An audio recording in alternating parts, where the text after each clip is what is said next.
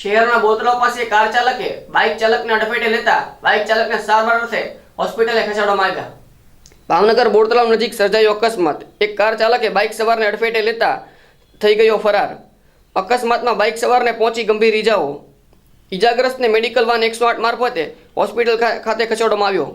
અકસ્માતની જાણ સ્થાનિક પસાર થતા લોકોના ટોળેટોળા એકઠા થઈ ગયા હતા. બનાવની જાણ પોલીસને કરાતા પોલીસ દ્વારા હાલ અકસ્માતને લઈને ગુનો નોંધી આગળની તપાસ હાથ ધરવામાં આવી હતી.